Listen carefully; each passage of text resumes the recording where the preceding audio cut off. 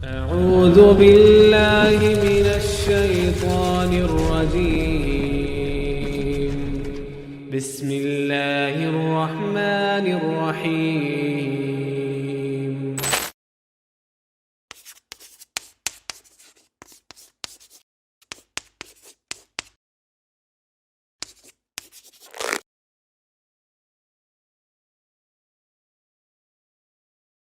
Assalamualaikum warahmatullahi wabarakatuh.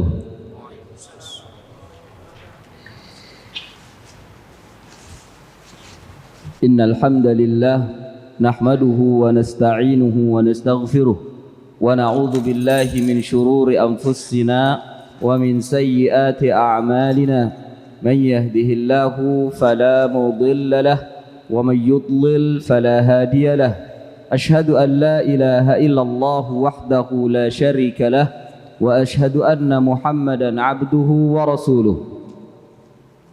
اللهم صل وسلم وبارك على نبينا محمد وعلى آله وأصحابه أجمعين. أما بعد. إخواني وأخواتي في الله أعزني الله وإياكم. Kita melanjutkan kajian kita dari kitab At-Tauhid karya Syekhul Islam Muhammad ibn Abdul Wahhab bin Sulaiman At-Tamimi rahimahullahu ta'ala, dengan mengambil syarah dari Al-Mulakhas fi Syarhi Kitab At-Tauhid oleh Ma'ali Syekh Saleh bin Fauzan Al-Fauzan hafizahullahu ta'ala. Dan terakhir kita sampai pada bab firman Allah subhanahu wa ta'ala dalam surat An-Nisa ayat 60 sampai 62, di mana ayat ini berbicara tentang hukum berhukum dengan hukum taghut, hukum berhukum dengan hukum taghut. Dan sudah saya sampaikan bahwa makna taghut adalah sebagaimana yang disebutkan oleh Al-Imam Ibnul Qayyim Al-Jauziyah rahimahullahu ta'ala, yaitu kullu ma tajawaza bihi al-'abdu haddahu min ma'budin au matbu'in au muta'. Semua apa-apa yang melampaui batas seorang hamba, semua apa-apa yang seorang hamba melampaui batas dari ma'bud, sesembahan, au matbu', pengikutan, au muta', ketaatan, ya, sesembahan, ikutan dan ketaatan, ini melampaui batas, maka mereka itu dikatakan taghut. Dan ini pengertian yang disebutkan oleh Al-Imam Ibnu Qayyim Al-Jauziyah rahimahullah. Kemudian ru'usuhum atau ru'usuhu khamsah. Ru'usuhu khamsah. Kepalanya atau tokohnya itu ada 5. Tokoh taghut. Ya, tokoh taghut ada 5. Yang pertama Iblis la'natullah alaih. Iblis la'natullah alaih.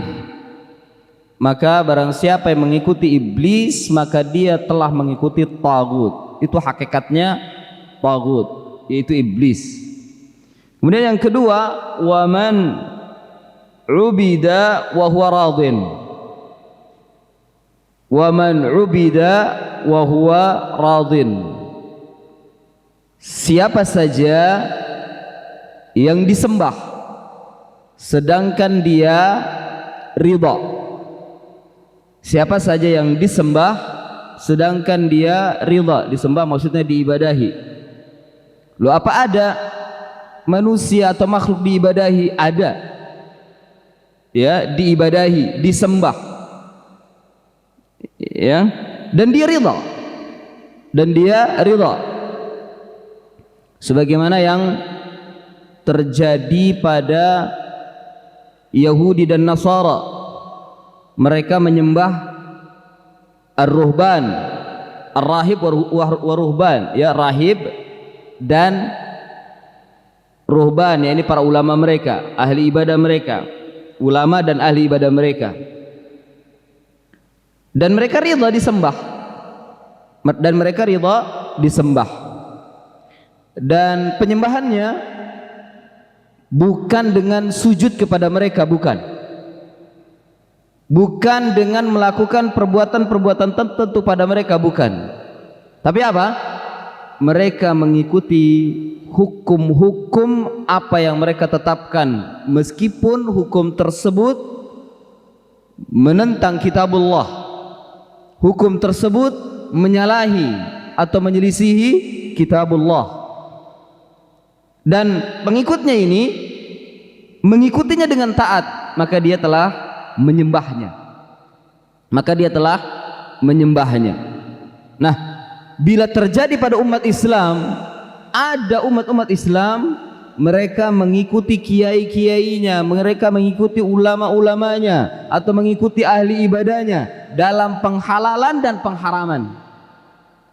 Ya, ketika kita katakan ini Al-Qur'an mengharamkan, hadis Nabi tidak membolehkan, apa jawab mereka?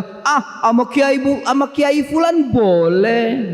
Dia itu menyembah kepada kiainya. Ya, itu bentuk penyembahan, mengikuti hukum selain daripada hukum Allah. Kata Ustadz fulan boleh, kata Gus fulan boleh.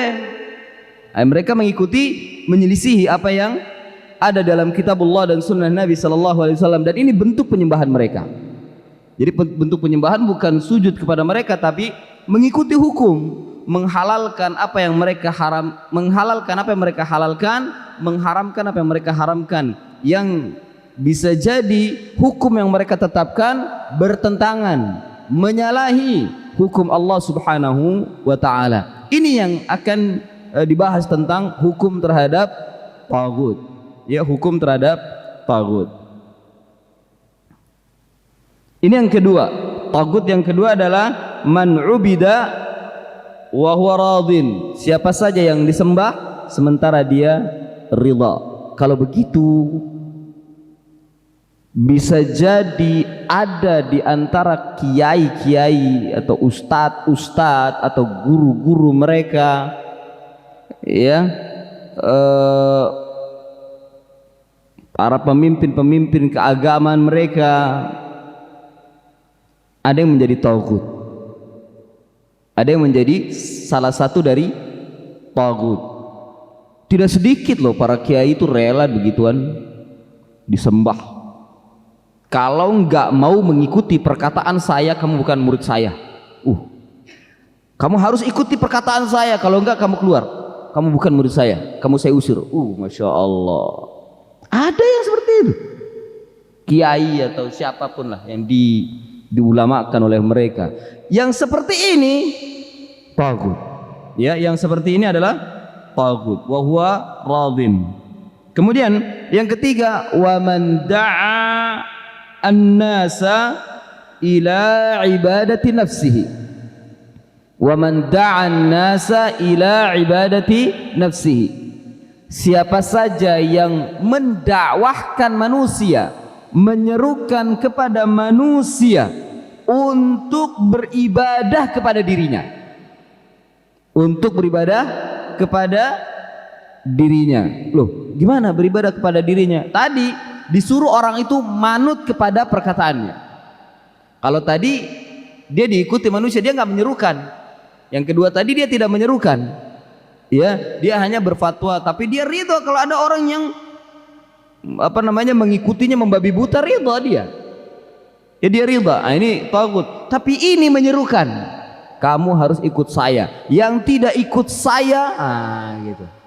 Yang tidak mau mendengar perkataan saya tentang halal dan haram, maka dia bukan bagian kita, dan seterusnya. Fahadha tagut. Man da'an nasa ila ibadati nafsihi.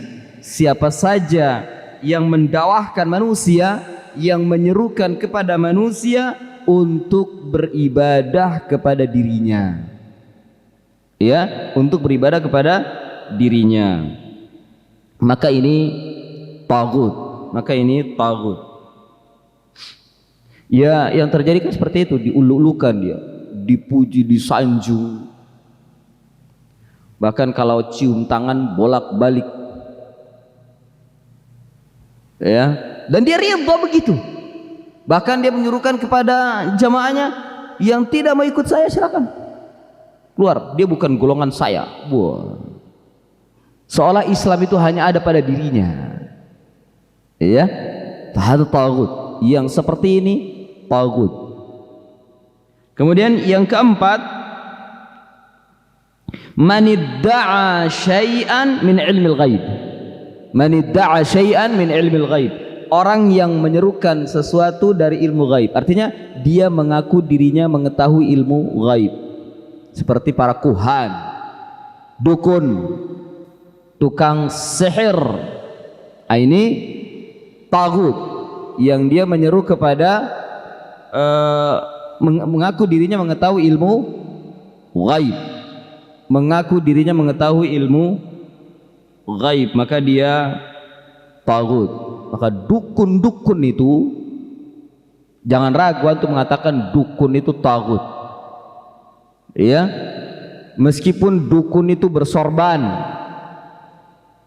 meskipun dukun itu pakai gamis, penampilannya islami, tapi dia menyerukan mengetahui ilmu gaib, fahuwa tagut, maka dia tagut. Banyak yang seperti ini, ya, sangat banyak. Dan ciri dukun tadi pagi sudah saya sampaikan. Kalau datang pasien ke dukun itu, sampaikan ke ini, ke masjid di Al-Mursalin. Ciri dukun itu, ketika dia datang pasiennya ditanya nama, tanggal lahir, serta nama orang tuanya, khususnya ibunya. Baru yang keempat, meminta binatang atau hewan untuk disembelih. Hada kuhan, ya, ini dukun, ya, apalagi dalam rangka penyembuhan lah atau apapun, itu syaratnya. Namanya siapa? Nama orang tua atau ibunya, nama ibunya. Nah, kemudian tak lahir di mana? Ya udah, siapkan media. Bilangnya media. Apa medianya? Binatang. Ya, apapun binatangnya. Ayam, kambing, kebo atau sapi. Ya, kalau nggak ada paling minimal ada apa? Tikus atau apapun yang bisa dipotong.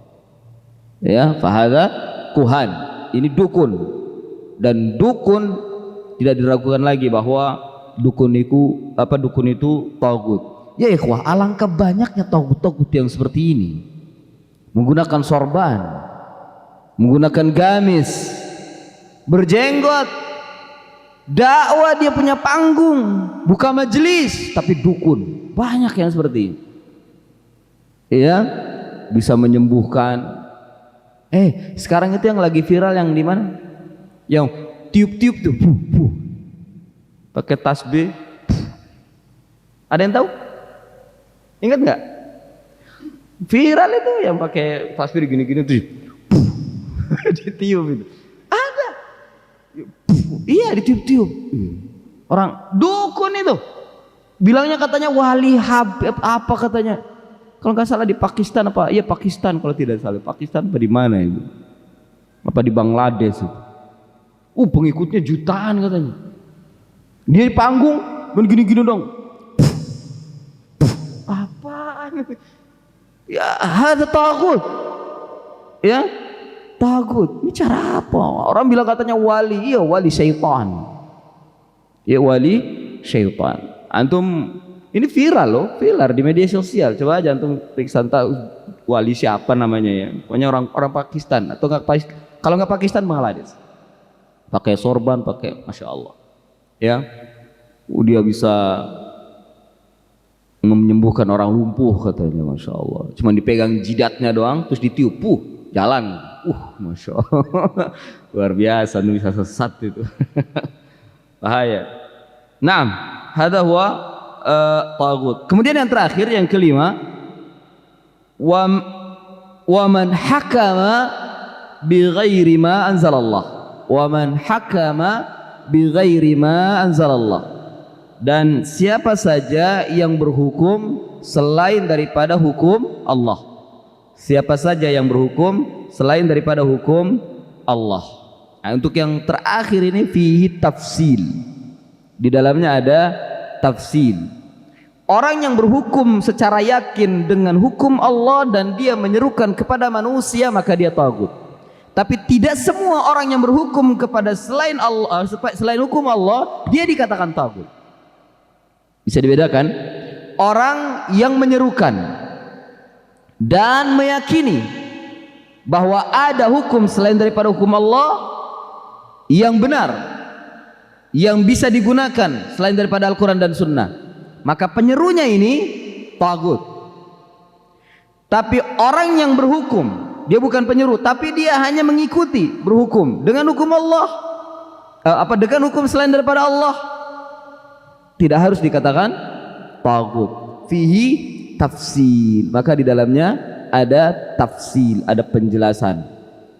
Karena ini terjadi bias, ya, terjadi bias di dalam memahami al-hukmu bi ghairi ma anzalallah, sehingga terjebak ke dalam kesesatan, terutama terjebak ke dalam kesesatan khawarij, terjebak ke dalam kesesatan khawarij. Ini berbahaya. Nah, ini yang disebut dengan 5 rais atau 5 ru'us, 5 tokoh, 5 pemimpin dari tagut. Bila ada yang seperti ini ciri-cirinya, maka dia tagut. Dan jauhi. Islam sudah memerintahkan untuk menjauhi, sebagaimana firman Allah Subhanahu wa taala, ya,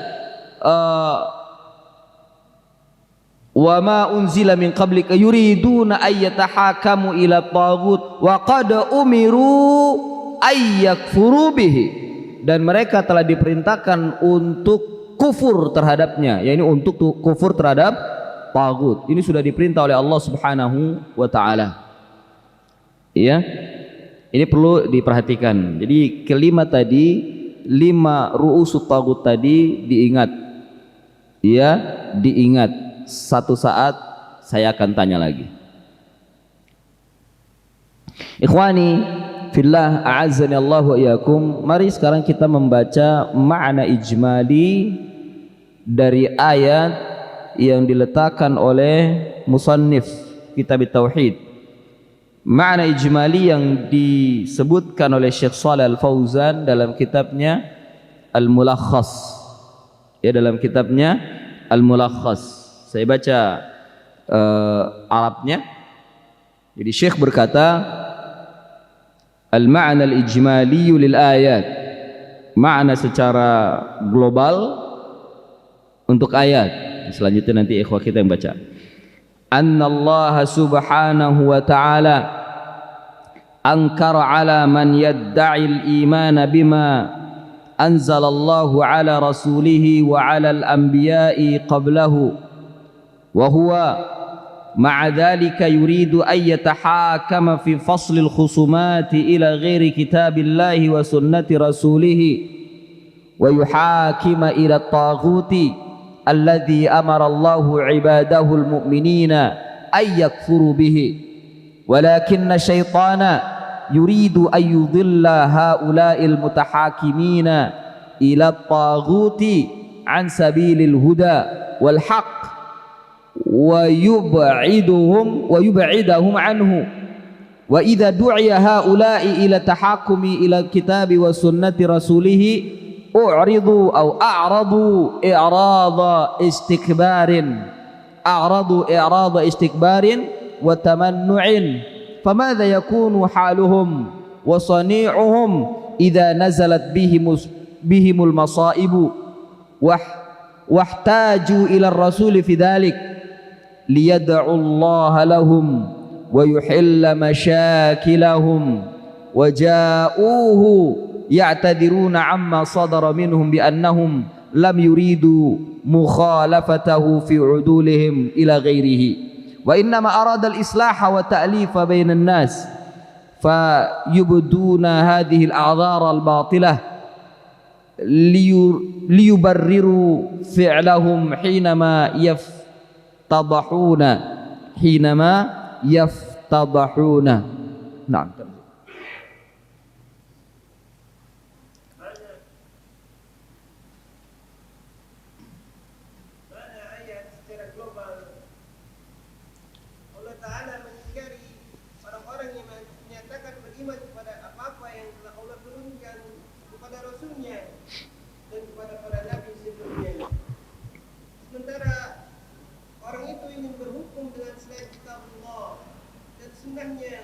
untuk memutuskan perselisihan dan berhukum kepada taghut yang kaum mukminin diperintah oleh Allah untuk mengkufuri taghut. Hanya saja syaitan ingin menyesatkan mereka yang berhukum kepada taghut dari jalan petunjuk dan jalan kebenaran serta menjauhkan mereka darinya. Apabila disuruh untuk berhukum kepada kitab Allah dan sunnah Rasulnya, mereka berpaling dengan perpalingan yang penuh kesombongan dan penolakan. Maka bagaimana jadinya keadaan dan perilaku mereka ketika musibah-musibah itu turun menimpa mereka, sehingga kemudian mereka perlu kepada Rasul dan perkara tersebut, yakni agar Rasul mereka berdoa kepada Allah untuk kebaikan mereka dan agar Allah menghilangkan kesusahan-kesusahan yang menimpa mereka. Mereka datang kepada Rasul dengan membawa sekian banyak uzur atas perbuatan mereka selama ini, bahwa mereka tidaklah ingin menyelisihi Rasul ketika berpaling kepada yang lainnya, tetapi hanyalah menginginkan kebaikan dan menyatukan manusia. Mereka menampakkan uzur-uzur batil. Mereka menampakkan uzur-uzur batil tersebut untuk membenarkan perbuatan mereka ketika perbuatan mereka sudah terbongkar. Naam. Jadi berhukum kepada selain hukum Allah itu ternyata min af'ali al-munafiqin. Min af'ali al-munafiqin, termasuk perbuatan-perbuatan orang munafik. Ikhwani fillah, a'azzani Allah wa iyyakum. Saya mengambil penjelasan juga dari Fathul Majid, ya, Fathul Majid karya Syekh Abdurrahman bin Hasan Al-Syekh, karya Syekh Abdurrahman bin Hasan Al-Syekh. Beliau mengatakan di sini bahwa taghut itu adalah sesembahan selain Allah, hayyan kana au mayyitan, baik sesembahan itu hidup atau sesembahan itu sudah mati. Baik sesembahan itu hidup, masih hidup, atau sesembahan itu sudah mati, atau mungkin benda mati. Nah, yang jadi masalahnya adalah bagaimana kalau yang disembah itu adalah orang soleh yang sudah mati. Orang soleh ini tidak pernah menyerukan untuk menyembah kepada dirinya hayyan wa mayyitan. Tapi karena manusia mengetahui bahwa dia orang soleh, setelah mati banyak manusia berkumpul di kuburnya menyembahnya. Apakah orang soleh ini dikatakan taghut? Ya, apakah orang soleh ini dikatakan taghut? Maka kata Syekh Abdurrahman bin Hasan Al-Syekh, fa in kana al ma'budu salihan sarat ibadatal 'abidu lahu raji'atan ila syaitan alladzi amarahu biha. Jika ada yang disembah itu adalah orang yang saleh, karena kan banyak kan sekarang itu kaum muslimin mereka berkumpul di kuburan-kuburan orang saleh. Taruhlah kalau di negeri kita ini disebut dengan kuburan wali, kuburan sunan, ya kan, yang kita tidak mengetahui kondisinya saat mereka hidup. Bisa jadi mereka tidak pernah menyerukan dirinya untuk manusia menyembah dirinya, hayyan wa mayyitan, baik dia hidup ataupun sudah mati atau meninggal dunia. Dia tidak pernah menyerukan. Tapi karena mereka manusia tahu dia adalah orang soleh, ketika meninggal dunia mereka berkumpul di kuburnya, dan itu dirutinkan sehingga dijadikan sebagai sesembahan. Maka yang dikatakan tagut adalah bukan orang solehnya, tapi yang dikatakan tagut adalah syaitan yang telah menggodanya, yang telah menggoda manusia, yang telah menyerukan manusia untuk beribadah di sisi kubur orang soleh ini. Dan syaitan ini bisa berupa jin atau berupa manusia, dan tidak sedikit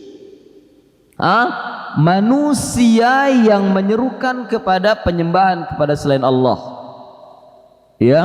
Dan ini terang-terangan mereka mengatakan, kalau bapak-bapak, ibu-ibu, kalau dalam kesusahan silakan datang ke sini, ya, mungkin Habib Fulan bisa menolong. Masya Allah, begitu ya, kuat terang-terangan, ya. Padahal Habibnya sudah mati atau syekhnya sudah mati. Kalau Anda punya permasalahan, silakan datang ke sini. Anda kesusahan ekonomi, silakan datang ke sini. Masya Allah. Anda dalam keadaan penyakit sulit disembuhkan atau sudah lama nggak bisa disembuhkan, bisa berdoa di sini. Mungkin bisa jadi Habib bisa menyembuhkan. Astagfirullahaladzim. Ini terang-terangan ya, ikhwah. Fahada taghut. Orang yang menyerukan itu syaitan dari kalangan manusia. Fahuwa taghut. Maka itu taghut. Dan celakanya banyak manusia yang percaya kepadanya.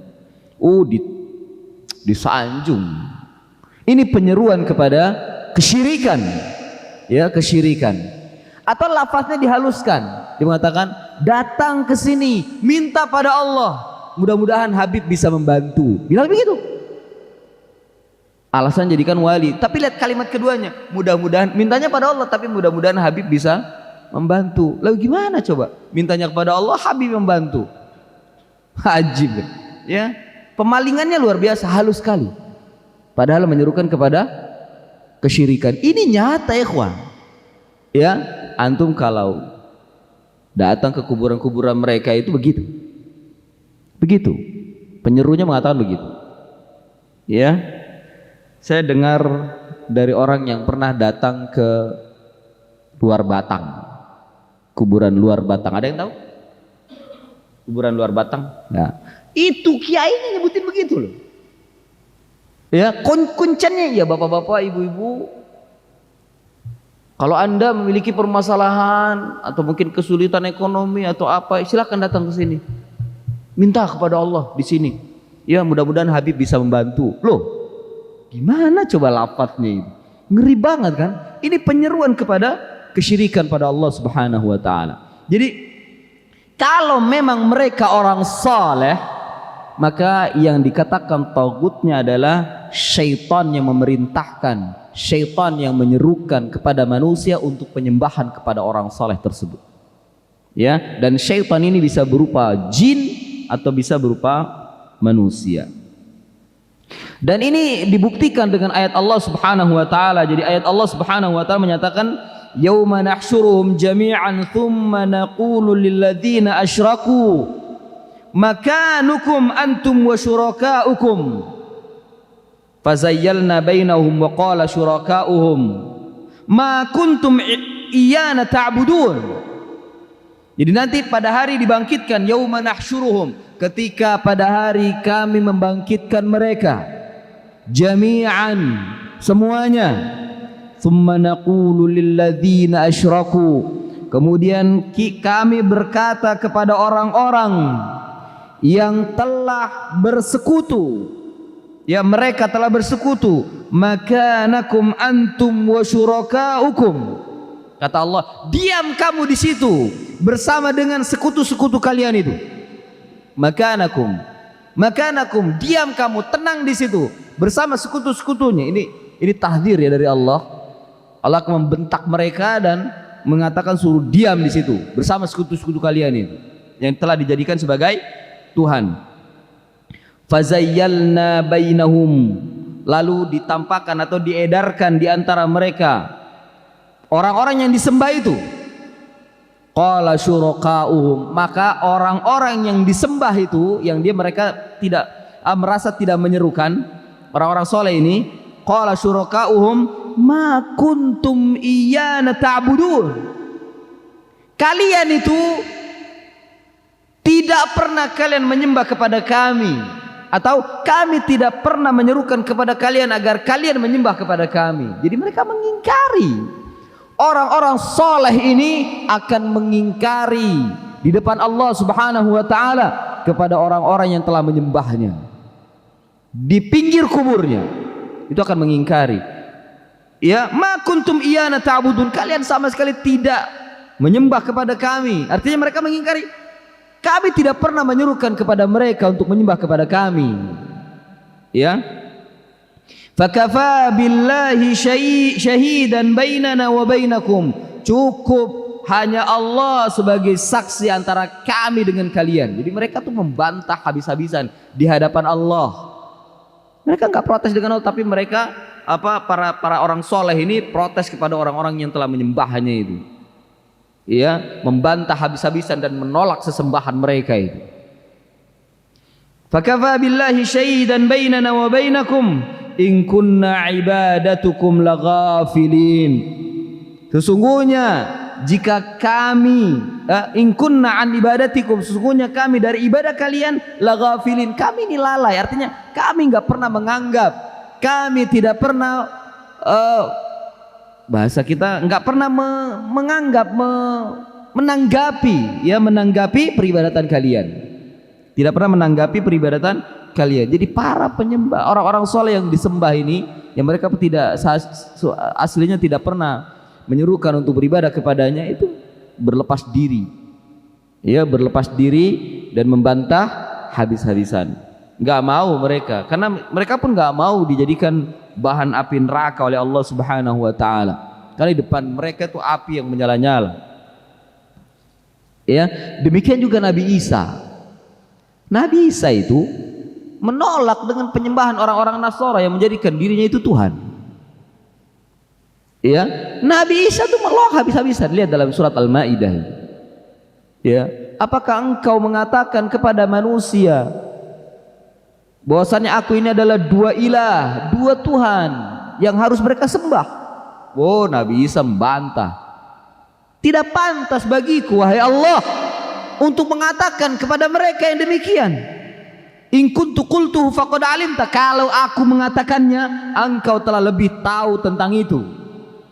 Ta'lamu ma fi nafsi wa la a'lamu fi nafsik, engkau tahu apa yang ada dalam diriku dan aku tidak mengetahui apa yang ada dalam diri engkau. Jadi Nabi Isa membantah juga, enggak pernah mengakui sesembahan mereka itu untuk dijadikan Tuhan. Enggak pernah mengakui. Ya, jadi orang-orang soleh ini berlepas diri dari sesembahan orang-orang musyrikin yang mereka jadikan sebagai tagut. Maka tagut yang dimaksud terhadap peribadatan mereka terhadap orang-orang soleh ini adalah syaitan yang menyerukan kepada mereka untuk menyembah kepada orang-orang saleh. Naam. Kemudian ikhwani fillah, a'azzani Allah wa iyyakum. Jadi tagut adalah ma'ubida min dunillah, apa yang disembah selain daripada Allah Subhanahu wa taala. Kemudian yang kedua dijelaskan di sini oleh beliau, li'annal kufra bitaghuti ruknut tauhid. Nah, ini diantara munasabah persesuaian bab ini diletakkan dalam kitab tauhid, bahwa kita diperintahkan untuk kufur kepada tagut, karena kufur kepada tagut adalah salah satu dari rukun tauhid. Rukun tauhid ada berapa? Hah? Ayo, rukun tauhid ada berapa? Lupa lagi? Hah? Hah? Ahsan, barakallahu fiik. 2 rukun tauhid itu. Rukun tauhid itu rukun la ilaha illallah. Ada 2. Jangan lupa ya ikhwah. Jangan lupa. Ya. Yang pertama al-itsbat. Menetapkan bahwa hanya Allah saja yang patut disembah dengan benar. Ya. Yang kedua an-nafyu. Menolak atau menafikan, meniadakan sesembahan-sesembahan selain Allah Subhanahu wa taala, dan menolak tagut, kufur terhadap tagut masuk ke dalam makna an-nafyu. Masuk ke dalam makna an-nafyu, menafikan. Kufur terhadap tagut itu dalam rangka menafikan sesembahan-sesembahan selain Allah. Maka dikatakan al-kufru bit-tagut ruknun min arkani tauhid. Kufur terhadap tagut termasuk salah satu rukun daripada tauhid. Jadi antum harus paham tentang rukun tauhid. Ini belum syaratnya, karena syarat tauhid juga ada. Ya, syurutu tauhid atau syurutu syahadah itu juga ada. Syurutu la ilaha illallah. Ya, harus ada. Karena ikhwah, sudah pernah saya sampaikan juga di sini ketika khutbah bahwa miftahul jannah, kunci surga itu apa? La ilaha illallah. La ilaha illallah. Kata Wahab bin Munabbih, ya, na'am, la ilaha illallah itu adalah kunci surga. Tapi kunci surga atau kunci itu tidak akan dikatakan kunci, melainkan ada gerigi-geriginya. Bila kita datang ke sebuah pintu membawa kuncinya, namun kuncinya tidak ada gerigi-geriginya, apakah pintu itu akan terbuka? Kalla, sekali-kali tidak akan pernah dan tidak akan bisa terbuka. Kalau bawa kunci, tapi kuncinya polos, otak begitu aja, nggak ada geriginya, kebuka nggak? Ya nggak kebuka, tidak akan kebuka. Atau yang kedua, bawa kunci ada geriginya, tapi salah, nggak pas, kebuka nggak? Nggak akan kebuka. Ya, tidak akan kebuka. Oleh karena itu, pelajarilah rukun dan syarat. Karena Wahab bin Munabbih mengatakan, dan gerigi-geriginya itu adalah ar-ruknu wa syurutu. Rukun, arkan wa syurutu. Rukun-rukun dan syarat-syarat la ilaha illallah. Bila kita membawa kunci dengan gerigi-gerigi yang benar, maka pintu itu akan terbuka. Dan gerigi-gerigi yang benar itu adalah rukun dan syarat la ilaha illallah. Rukun dan syarat la ilaha illallah. Maka termasuk rukun la ilaha illallah atau termasuk rukun tauhid adalah al-kufru bit-tagut. Kufur, ya, menolak, meniadakan tagut. Termasuk diantaranya yang 5 tadi, tolak semua. Kalau antum mengatakan la ilaha illallah tapi tidak kufur terhadap tagut, maka tauhidnya tidak sempurna. Antum belum membawa kunci yang benar. Ya, kalau tidak kufur terhadap tagut. Karena yang jadi permasalahan sekarang, banyak kaum muslimin mereka mengucapkan la ilaha illallah tapi tidak kufur terhadap tagut. Disangka dia sudah bertauhid, belum.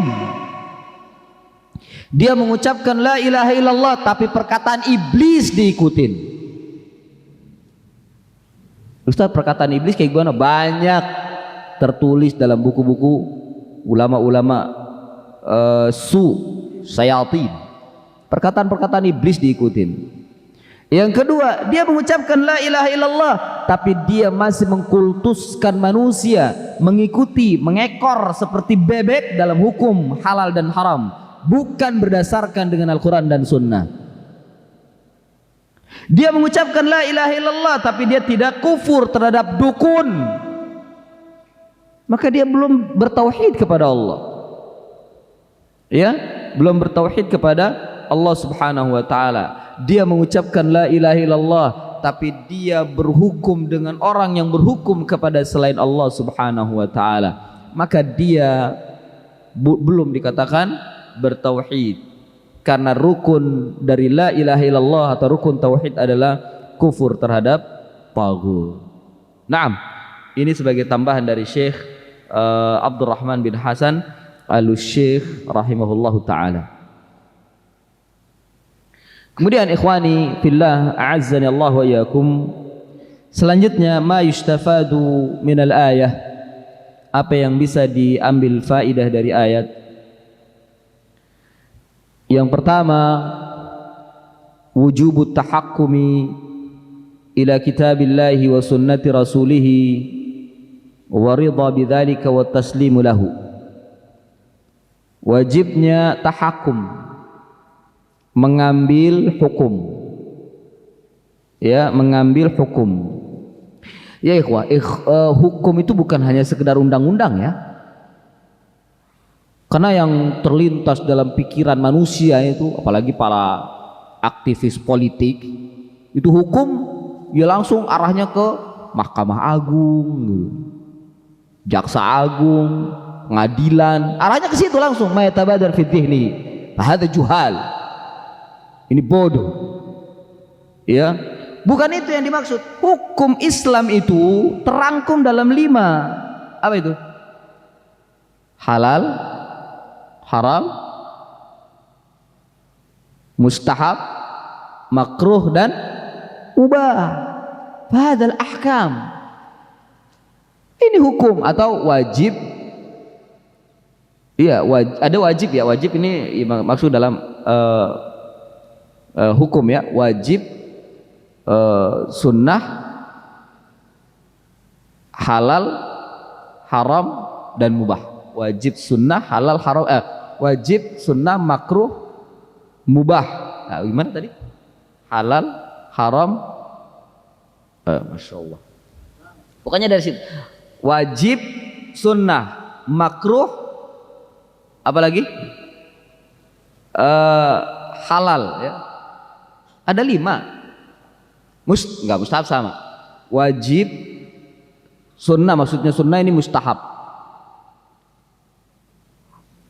Wajib, sunnah atau mustahab, makruh, kemudian halal, haram, mubah ya. Halal, haram. Nah, halal, haram juga masuk ke dalam ahkam, masuk ke dalam ahkam. Kemudian tentang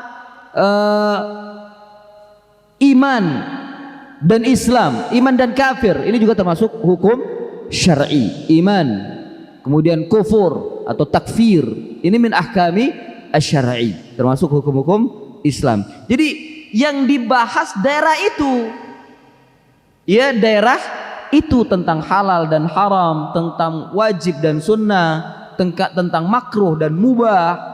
Di daerah itu bukan mayatabadar apa yang terlintas dalam ingatannya, KUHP, undang-undang, bukan itu.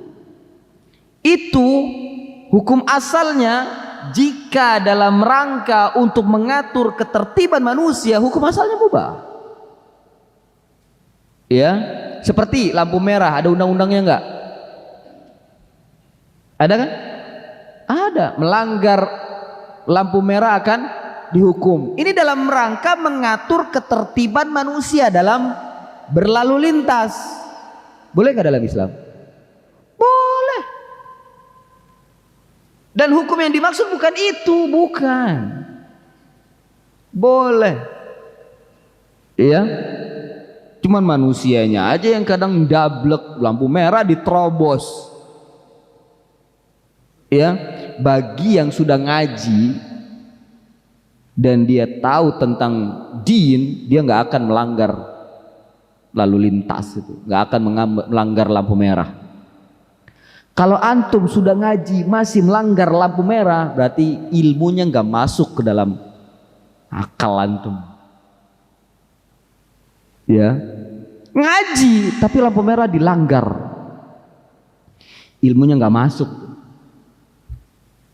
ya. Karena itu bagian daripada at-ta'atu fi wulatil umur, taat kepada umara, taat kepada amin. Mereka mengatur kemaslahatan kaum muslimin, bukan itu maksudnya, bukan. Ya, dalam hal ini bukan. Gitu. Ya.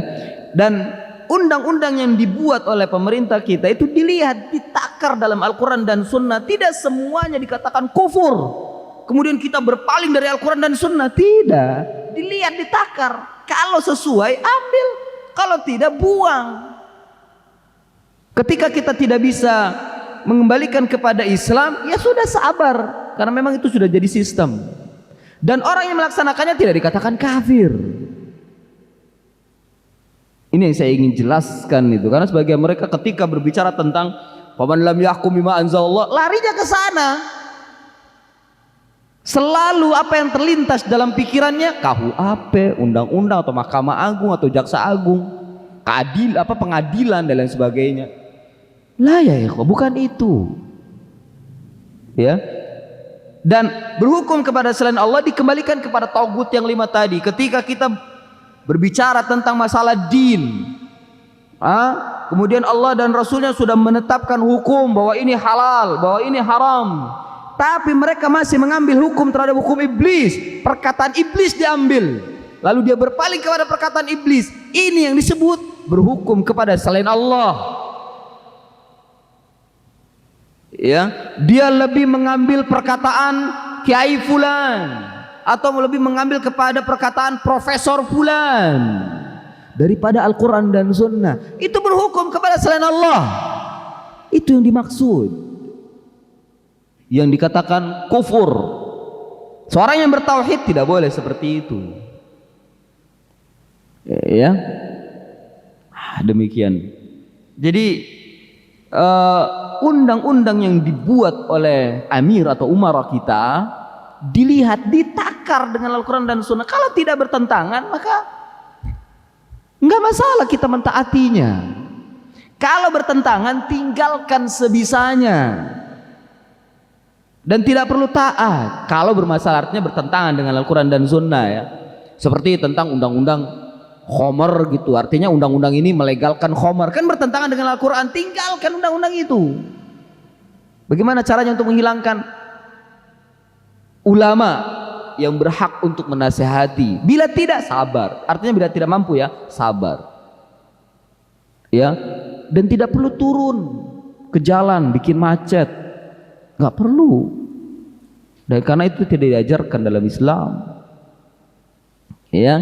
Atau mungkin sekarang ada lagi digodok undang-undang LGBT, itu bertentangan dengan Islam, tolak. Artinya tidak perlu ditaati yang seperti itu, karena bertentangan dengan Islam. Jadi undang-undang yang digodok oleh mereka dengan wakil-wakil kita itu, lihat, ditakar dengan Al-Quran dan Sunnah, bertentangan atau tidak. Kalau bertentangan, jangan taati. Kalau tidak, taati, selama itu menjaga kemaslahatan manusia, utamanya di negeri kita yang tercinta ini. Itu mensikapinya dengan benar, bukan malah langsung dipukul rata, wah ini tagut, sehingga para aparat dikatakan tagut, para ini, lah ya ikhwah. Tidak, ya. Adapun oknum yang bajingan, yaitu oknum tidak bisa dipukul rata. Ya, oknum-oknum yang korupsi, oknum-oknum pejabat yang begini dan begitu, itu nggak bisa dipukul rata, langsung dikafirkan semua, tidak. Dan dosa yang seperti itu juga tidak sampai pada derajat kafir. Ya, jadi nggak gampang kita mengkafirkan itu, nggak gampang. Dikit-dikit kafir, nggak bisa. Ya, ditakar dengan Al-Quran dan Sunnah, kita punya pedomannya, takar, gitu. Ya, dan tidak bisa undang-undang atau KUHP segala macam itu, ya, atau apapun lah, ya, undang-undang situ tidak bisa langsung dikatakan wah ini mah undang-undang pengganti Al-Quran. Nggak bisa kita katakan gitu. Dilihat, dirinci, karena mereka sudah menjadikan sebuah sistem. Ya syukur kalau seandainya mereka mengganti ya, wah luar biasa, ini dibuang ganti, itu nggak apa-apa. Nah, kan kita belum mampu yang seperti itu. Kompleks permasalahannya kalau untuk tiba-tiba mengganti dengan Al-Quran dan Sunnah. Kompleks dan gak gampang seperti membalikan tangan sebagaimana angan-angan sebagian kelompok yang menyuruhkan kepada khilafah. Dikira gampang. Ya, mereka ingin mendirikan khilafah di atas kejahilan terhadap Islam. Mendirikan khilafah, anggotanya nggak tahu wudu. Gimana? Ini yang permasalahan yang terjadi. Ya, ahlu sunnah tidak seperti ahlu sunnah, betul-betul berdasarkan dengan ilmu dan selalu ditimbang dengan Al-Quran dan Sunnah, dengan pemahaman para sahabat, ya, dengan pemahaman para sahabat. Jadi perlu diperhatikan yang seperti ini. Tidak semerta-merta kita memvonis taghut tanpa ada perincian, tanpa ada penjelasan. Naam, jadi wajib kita berhukum kepada Allah dan Rasulnya, ya, dan ridha serta menerima apa yang datang dari Allah dan Rasulnya. Semua sistem, semua peraturan, semua undang-undang ditakar dengan Al-Quran dan Sunnah. Selama dia sesuai dan tidak bertentangan dengan Al-Quran dan Sunnah, terima, taati. Tapi selama dia bertentangan dengan Al-Quran dan Sunnah, tidak perlu kita taati, karena la ta'ata fi ma'siyatillah. Begitu, ya. Atau kalau ingin lebih dirinci lagi, lebih dalam, bagaimana dengan Undang-Undang 45? Silakan antum baca, ya, teliti kembali, sesuaikan dengan Al-Quran dan Sunnah. Sesuai enggak? Apa yang tidak sesuai, tolak. Artinya tidak perlu ditaati. Apa yang sesuai, ambil, taati. Selama itu menjaga kepada kemaslahatan. Ya, jadi bukan pengganti dia, itu diletakkan sebagai sebuah sistem dalam negara saja.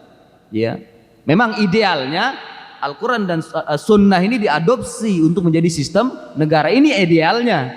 Tapi di negeri kita sulit, kompleks permasalahannya, nggak gampang untuk mengganti demikian, nggak gampang. Oleh karena itu ambil yang sesuai, taati, yang tidak sesuai tidak perlu ditaati. Begitu. Ya, dan juga nggak boleh kita bikin fitnah, tidak boleh kita bikin fitnah, bikin kekacauan, ya, dan seterusnya. Jadi butuh tafsir.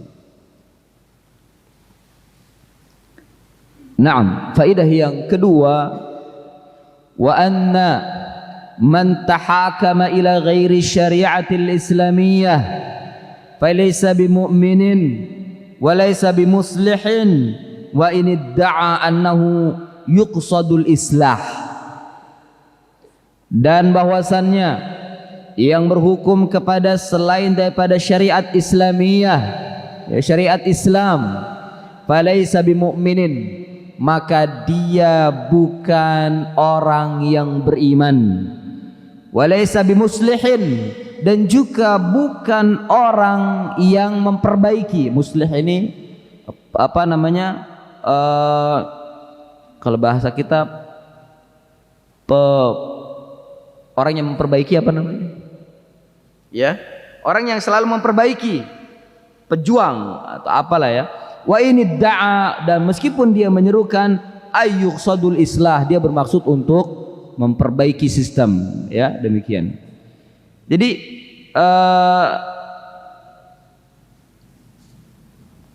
caranya seperti tadi, apa yang sudah ada takar dengan syariat Islam, takar dengan Al-Quran dan Sunnah. Yang ketiga, anna man hakama bi ghairi ma anzalallahu fahuwa taghut. Bahwasannya siapa saja yang berhukum kepada selain apa yang diturunkan oleh Allah, maka dia taghut. Man hakama, barang siapa yang berhukum atau siapa saja yang berhukum kepada selain apa yang diturunkan oleh Allah, maka dia taghut. Yang dimaksud adalah penyerunya, ya, penyerunya yang menyerukan untuk berhukum kepada selain Allah, yang menyerukan, ya tadi, untuk datang ke kubur, yang menyuruhkan untuk datang ke fulan, datang ke dukun, bahwa taghut. Selain dukun itu sendiri adalah taghut.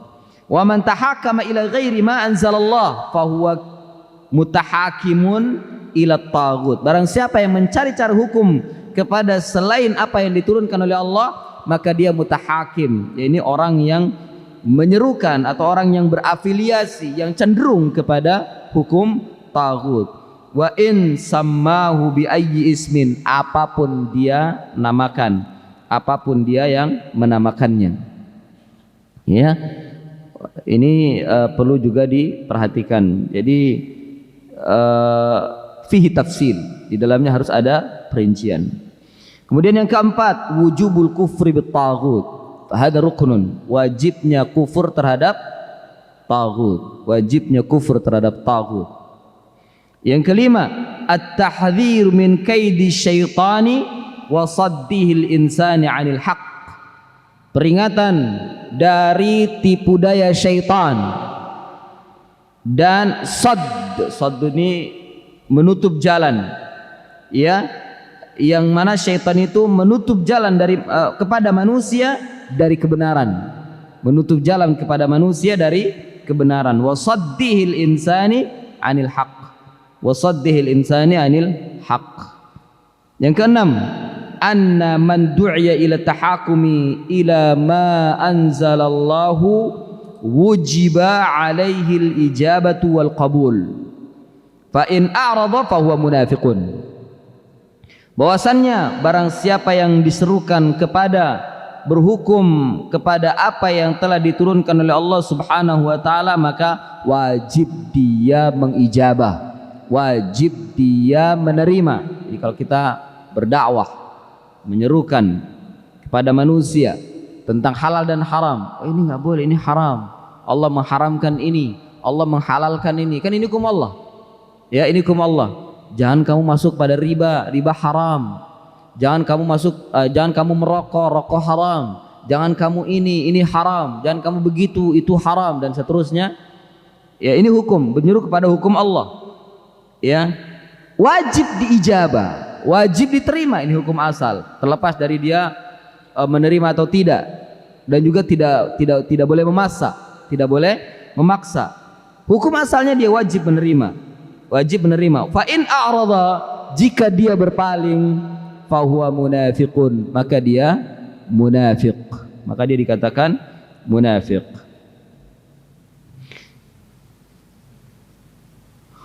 Kemudian yang ketujuh, anna da'wa qasdil islahi laysat bi'udhrin fil hukmi bighairi ma anzalallah. Bahwasannya da'wa qasdil islah, menyerukan bermaksud untuk perbaikan, ya, perbaikan. Kalau kita mungkin sebutnya reformasi kali ya, ya, reformasi atau apapun lah, perbaikan, tapi ternyata bukan tambah baik. Laisat bi'udhrin fil hukmi bighairi ma anzalallah, tidak uzur atau tidak ada atau bukan dikatakan uzur di dalam berhukum kepada selain apa yang selain yang bukan selain hukum Allah Subhanahu wa taala. Ya, ini beberapa faedah dari ayat yang disebutkan oleh Syekh Shalih Al-Fauzan hafizahullahu taala. Maghrib jam berapa? Oh, maghrib jam berapa? Oke, masih. Baik. Ikhwani fillah, a'azzani Allah wa iyyakum. Selanjutnya,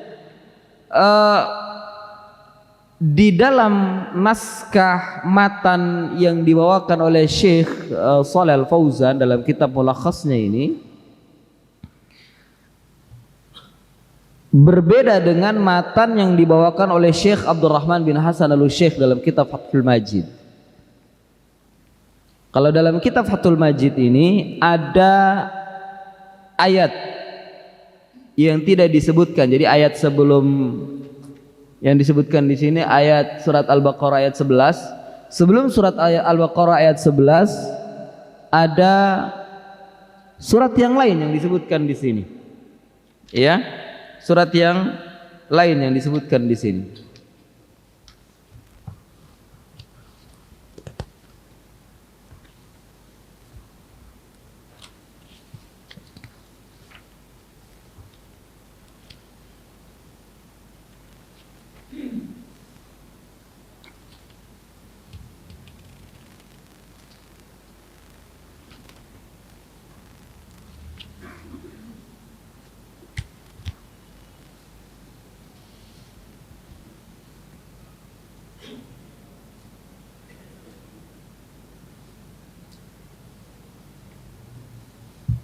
yakni dalam surat An-Nisa.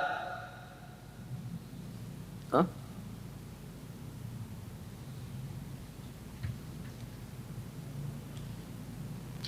Iya, surat An-Nisa ayat 61. Coba kita lihat.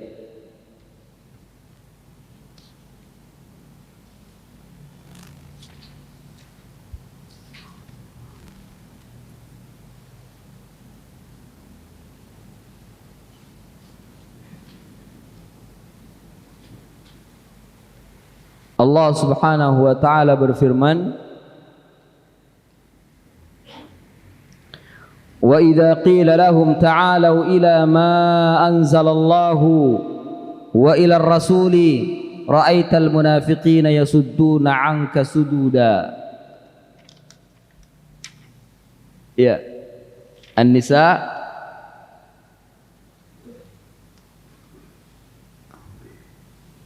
Oh, ini disebutkan oleh Syekh di sini. Iya, setelahnya. Lihat di syarahnya beliau, wa idza qila lahum ta'alu ila ma anzalallah wa ila ar-rasuli ra'aital munafiqina yasudduna 'anka sududa. Fa kaifa idza asabathum musibatum bima qaddamat aydihim thumma ja'uka yahlifuna billahi in aradna illa ihsanan wa tawfiqa. Disebutkan di situ. Dan apabila dikatakan kepada mereka, kemarilah kepada apa yang diturunkan oleh Allah dan Rasul, engkau akan melihat orang-orang munafik yasudduna 'anka sududa. Mereka menghalang-halangi. Ya, mereka menghalang-halangi dengan perkataan apapun. Ya, dengan perkataan apapun. Jadi apa ya perkataan-perkataan mereka yang menghalangi? Wah, ini kan zaman modern, zaman dulu kan beda dengan zaman sekarang, dan seterusnya.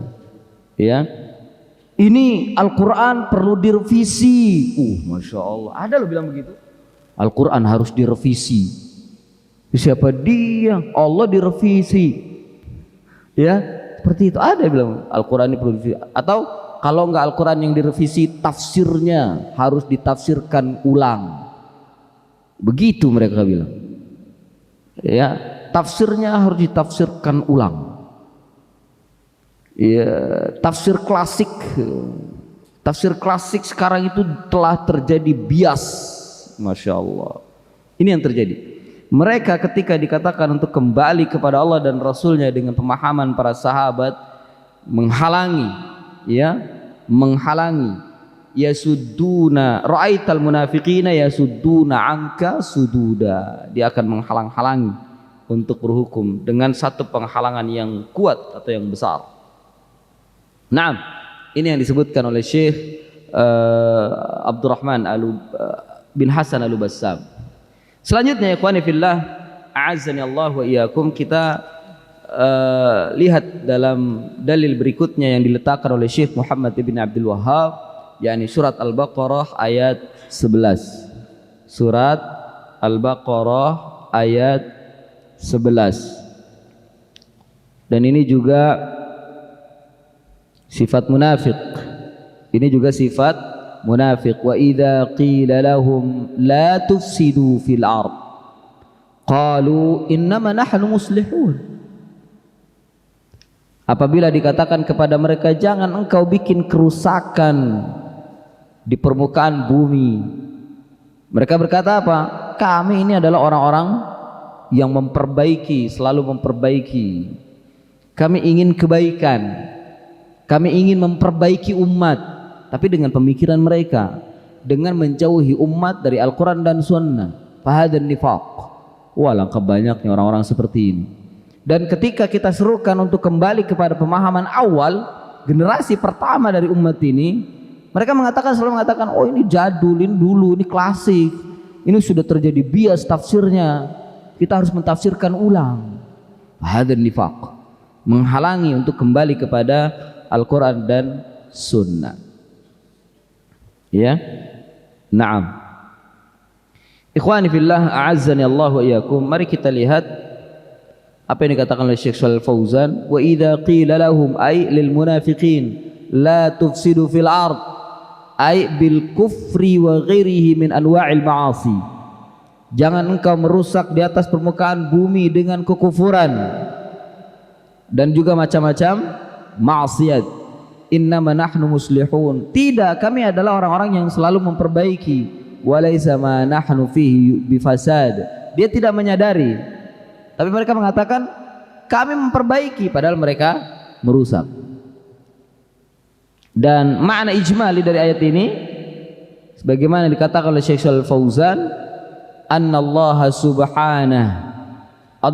subhanahu wa ta'ala yadhkuru min sifatil munafiqin annahum idza nuhu 'an irtikabil ma'asi allati tusabbibul fasada fil ard bihululil uqubat wa umiru bit ta'ah allati fiha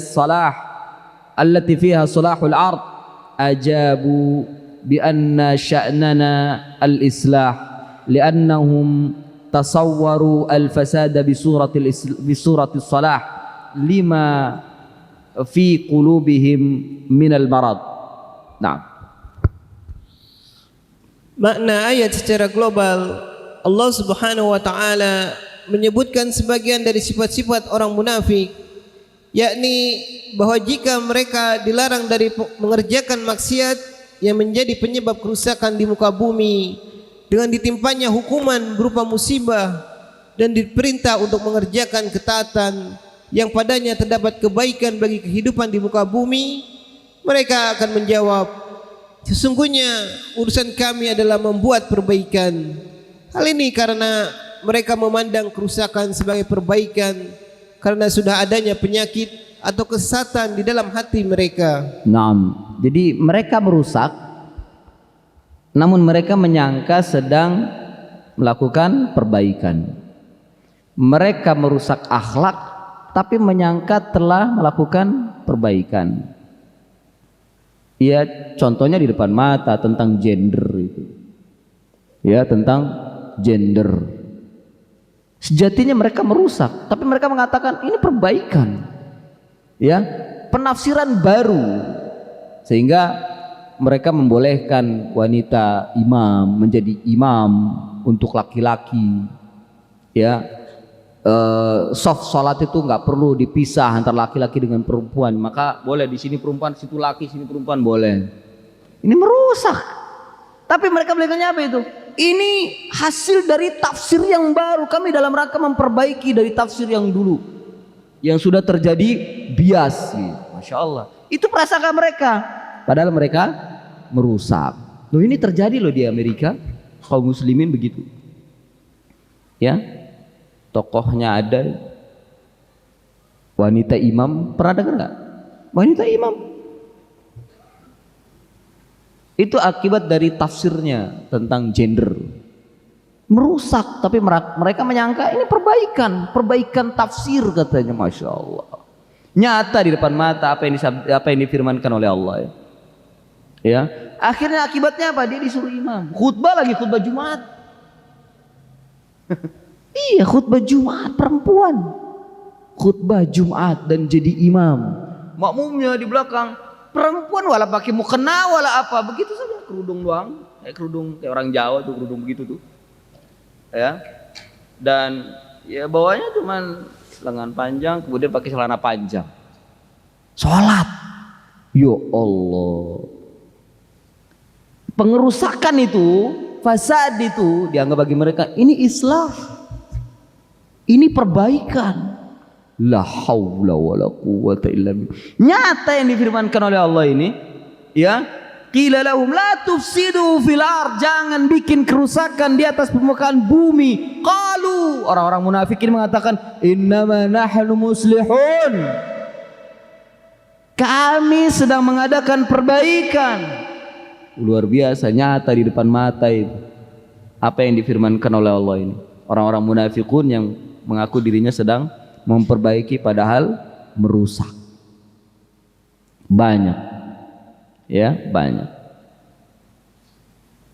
Ya, jangan salahkan siapa-siapa ketika terjadi Allah Subhanahu wa taala menurunkan uqubat, hukuman Bahkan sebagian ulama mengatakan turunnya COVID justru disebabkan karena itu fahisyah yang menyebar, yang tidak bisa dibendung. Maka Allah turunkan penyakit yang menular. Dan memang begitu, sudah dikabarkan oleh Nabi sunnatullah, kalau muncul penyakit menular, ya nggak harus penyakit kelamin, apapun bentuknya, sehingga menjadi wabah di tengah umat, ya. Taun juga kan bukan penyakit kelamin, taun itu. Tapi sebabnya adalah fahisyah, menyebarnya kerusakan, ya, menyebarnya kerusakan antara laki-laki dengan perempuan, perzinahan, bahkan penyimpangan seksual dan lain sebagainya. Ini sudah dianggap biasa, bahkan dianggap halal. Ya jangan salahkan siapa-siapa, Allah Subhanahu wa taala menurunkan ukubah tersebut, ya. Naam. Wa munasabatul ayat lil bab anna man da'a ila tahakkumi ila ghairi ma anzalallah aw da'a ila al ma'asi faqad ata bi a'zami fasadi fil ard. Bahwasannya siapa saja yang menyerukan kepada berhukum kepada selain Allah atau dia menyeru kepada maksiat, maka dia telah mendatangi kerusakan yang paling besar di atas permukaan bumi. Ma yustafadu minha, apa yang bisa diambil dari faidah ini, faidah ayat ini? Yang pertama, tahdhiru min tahkimin nuzumi wal qawanin al mukhalifati lisyariah. Tahdhir, peringatan dari penghukuman atau dari hukum atau aturan-aturan dan undang-undang yang menyelisihi syariat. Lihat, Syekh Shalih Fauzan mengatakan demikian. Peringatan dari hukum atau undang-undang yang menyelisihi syariat. Iya, penjelasannya tadi sudah saya jelaskan. Ya, penjelasannya tadi sudah saya jelaskan. Wa ini da'a ashabuha anna qasdahumul islah. Meskipun para ahlinya, yakni para pembuatnya, mereka membuat undang-undang itu bermaksud untuk islah. Meskipun mereka membuatnya untuk memperbaiki, tapi kalau bertentangan dengan Al-Quran dan Sunnah, tolak.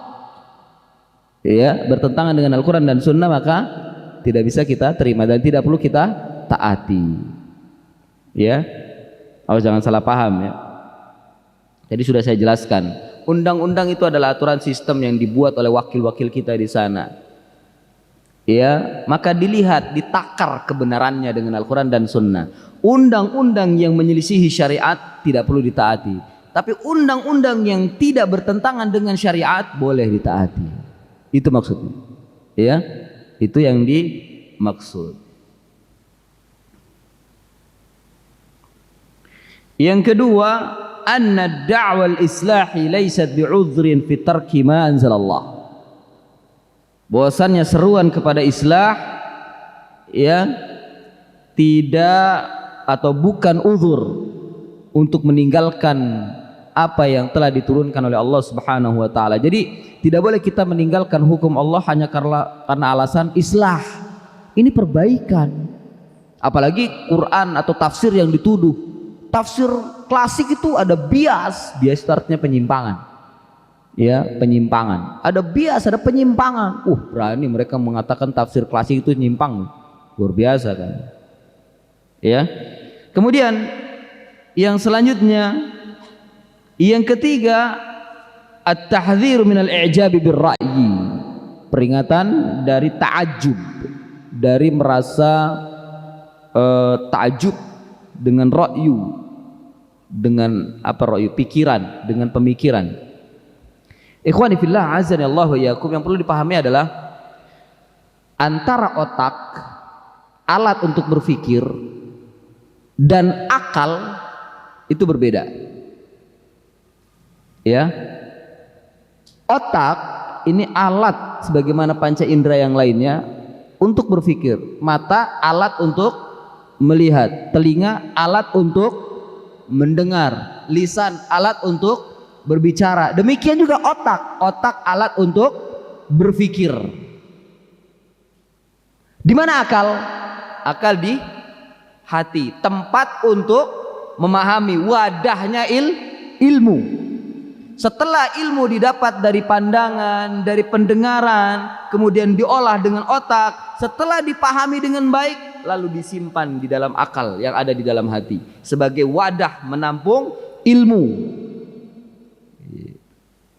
Nah, lalu apa yang dimaksud dengan ra'yu di sini? Ra'yu itu yang dimaksud adalah otak, pemikiran yang ada di dalam otak. Jadi ra'yu tidak sama dengan akal.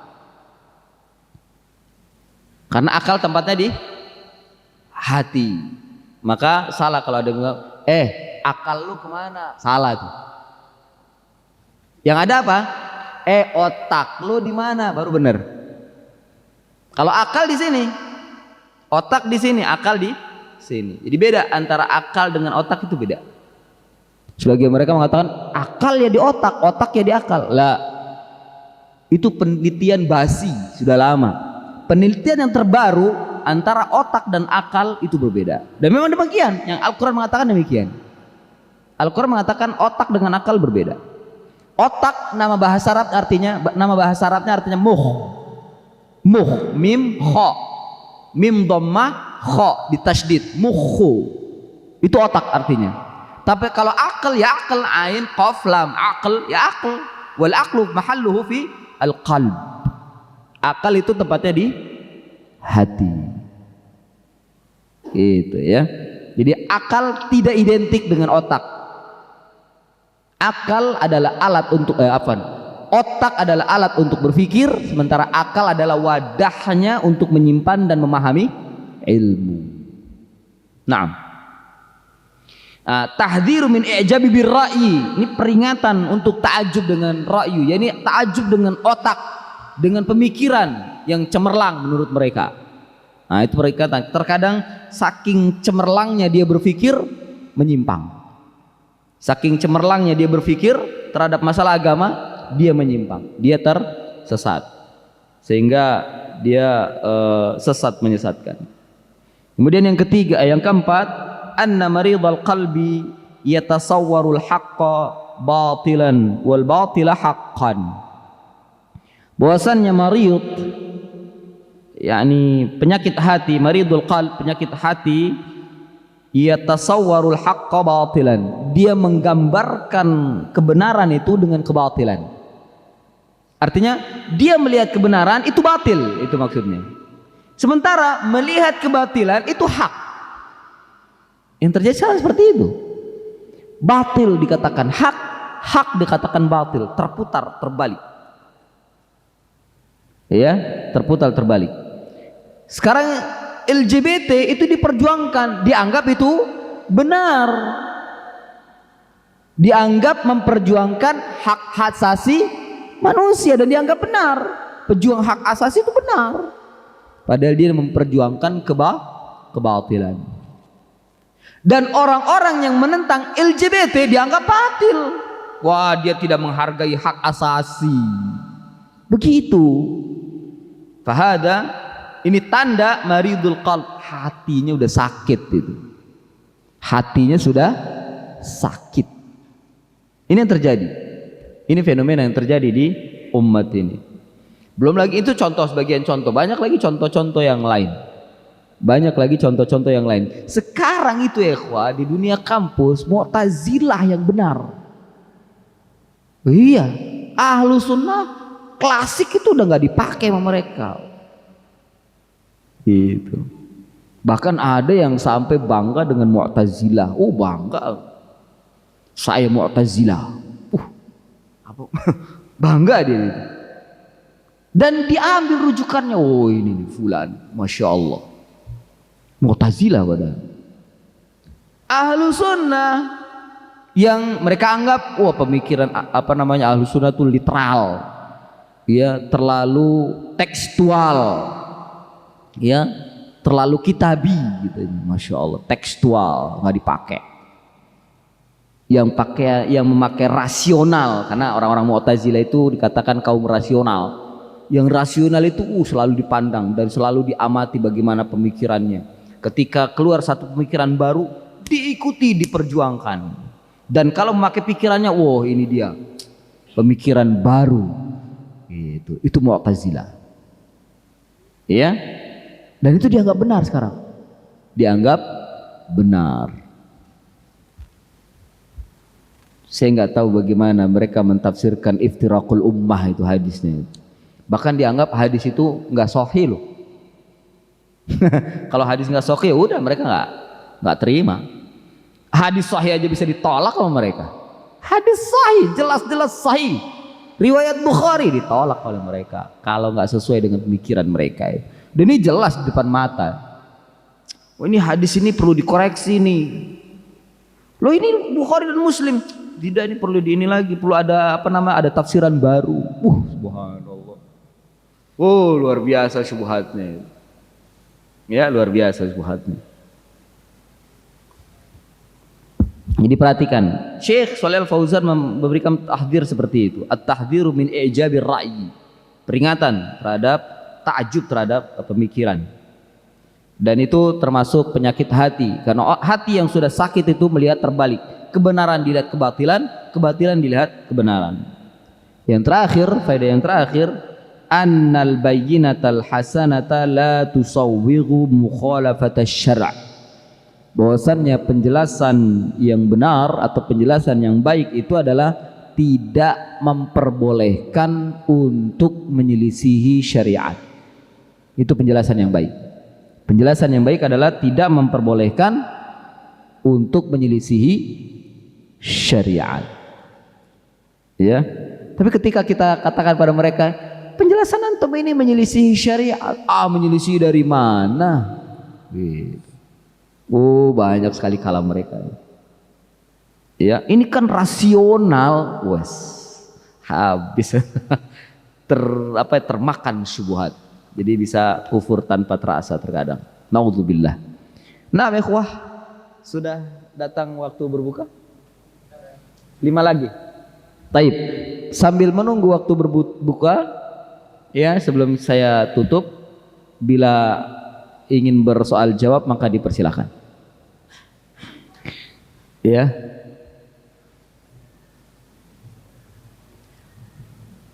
Jangan nanti setelah selesai kajian WA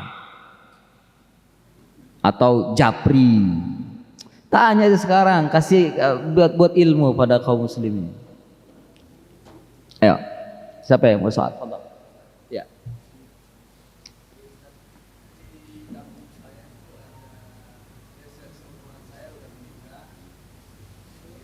Antum umur berapa? Wah, 35, masih muda, tuaan saya.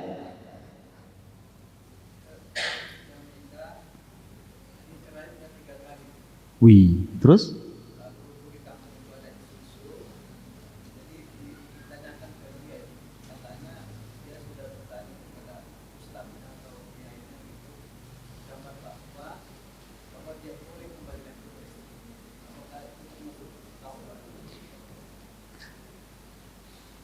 Enggak, istrinya yang pertama udah menikah belum? Belum. Kalau dia ingin kembali kepada istri yang pertama boleh. Karena dia kan sudah menikah 2 kali telahnya kan? Ya, kalau dia ingin kembali kepada istri yang pertama boleh. Hanya saja harus nikah ulang.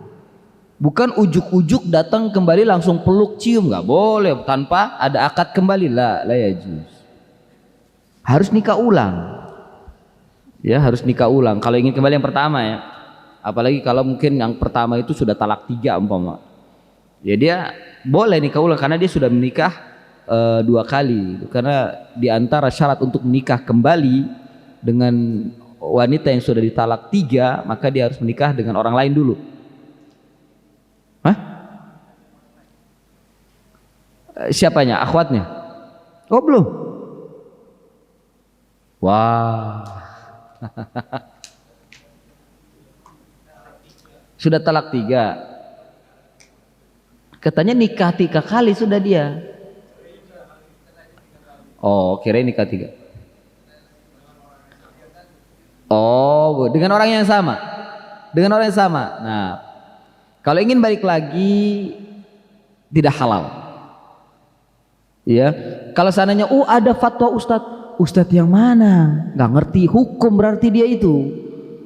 Kalau seandainya orang ini mengambil fatwa ustadz tersebut sementara fatwa ustadz tersebut bertentangan dengan Islam, ini dia hakikat al-hukmu bighairi ma anzalallah.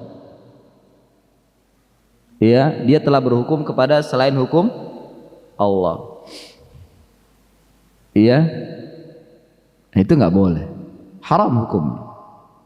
Ustaz dia tetap nikahnya tidak sah, kembalinya itu tidak sah, haram.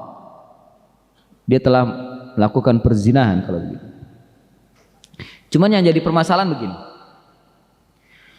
dia mengucapkan talaknya itu ya karena disebabkan diiringi marah, hanya sekedar lontaran saja, padahal sebenarnya itu juga nggak boleh dimain-main. Kamu ini saya talak kamu ya, gitu umpama. Dalam keadaan marah, saya talak kamu, marah, saya emosi. Apakah talaknya jatuh? Tidak, meskipun dia lakukan berkali-kali. Nah, yang dikatakan jatuh talak adalah saat dia dalam keadaan sadar, artinya dia tanpa marah, tanpa emosi, tanpa dipaksa, dengan kemauan sendiri, dan dia tahu kondisi, dia talak, sah, jatuh. Dan itu pun talak satu, meskipun dia mungkin sudah berkali-kali, tapi dia baru itu sadar, jatuh, itu talak satu. Itu talak satu. Iya, talak satu. Iya. Kalau sadar ya, meskipun yang lainnya itu dalam keadaan tidak sadar, dikatakan tidak sah. Sudah maghrib? Belum. Jadi seperti itu. Tapi kalau memang tadi dia 2 kali talak atau 3 talak dia dalam keadaan sadar tanpa ada paksaan, bagaimana tadi syaratnya, maka tidak boleh lagi dia balik. Kalau dia balik hanya dengar-dengar dari fatwa ustadz, dia berbahaya, telah berhukum kepada selain hukum Allah. Nah, itu perlu ditafsir lagi tuh. Keterangan antum perlu ditafsir, perlu diperinci. Ya, masa ustadz nggak tahu hukum Allah seperti itu? Naam. Dan termasuk berhukum kepada selain Allah ya ikhwah, membagi waris, nggak mau dengan cara Al-Quran, maunya dengan bagi rata aja udah. Nah, dia telah mengambil hukum kepada selain hukum Allah. Ya, ribet udah bagi rata aja, itu sudah mengambil hukum selain daripada hukum Allah. Hukum apa yang diambil? Hukum hawa nafsunya sendiri. Ya, sampai di sini. Mudah-mudahan ada manfaatnya. Wa sallallahu ala nabiyyina Muhammadin wa ala alihi wa sahbihi wa barik wa sallam. Subhanaka Allahumma wa bihamdika asyhadu an la ilaha illa anta astaghfiruka wa atubu ilaik. Wa akhiru da'wana anil hamdulillahi rabbil alamin. Wassalamu alaikum warahmatullahi wabarakatuh.